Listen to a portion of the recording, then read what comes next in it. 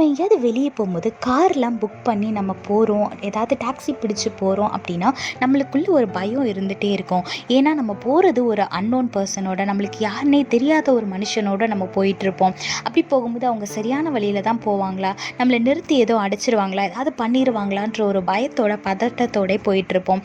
ஆனால் இது நீங்கள் பஸ்ஸில் போகிறீங்க அப்படின்னா நீங்கள் அந்த டிரைவர் ஒழுங்காக வண்டி ஓட்டுவாரா எதுவுமே நீங்கள் யோசிக்கவே மாட்டீங்க. நீங்கள் பாட்டுக்கு நிம்மதியாக தூங்கி எந்த இடத்துக்கு போகணுமோ அது போய் ரீச் ஆகிற வரைக்கும் எந்த ஒரு பயமும் இல்லாமல் நிம்மதியாக நீங்கள் போய் சேருவீங்க.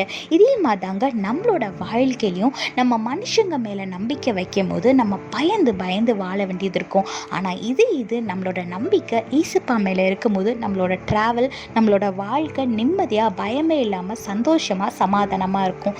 வேதத்தில் பாருங்கள், சங்கீதம் 56:11 போட்டிருக்கு, தேவனை நம்பியிருக்கிறேன், நான் பயப்படேன், மனுஷன் எனக்கு என்ன செய்வான் அப்படின்னு போட்டிருக்கு. ஆமாங்க, நம்மளோட நம்பிக்கை ஏசப்பா மேலே இருக்கும்போது நம்ம யாரை பார்த்தும் பயப்பட மாட்டோம்.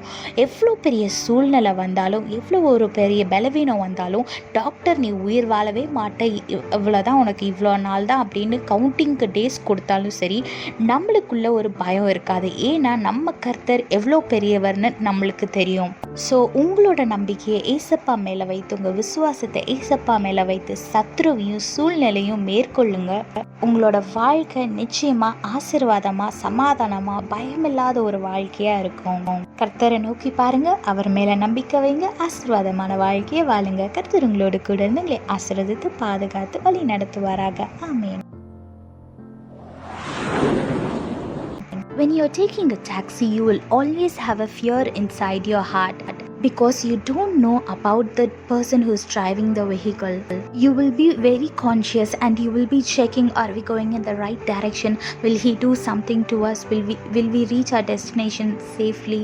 All these questions will be wandering in your mind. But in the other hand, if you're traveling to a place in bus, you will not fear anything and sleep peacefully until you reach the destination.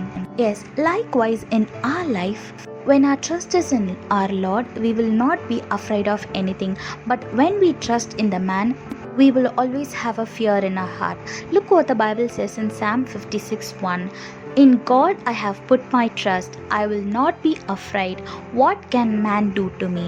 Yes, when your trust is in our Lord, you will not be afraid of anything, any situation or any man who's standing against you, because you know the power of our God. So always put your trust in him to live a fear-free life. Keep your trust in him and live a peaceful life. God bless you all. Have a blessed day. Amen.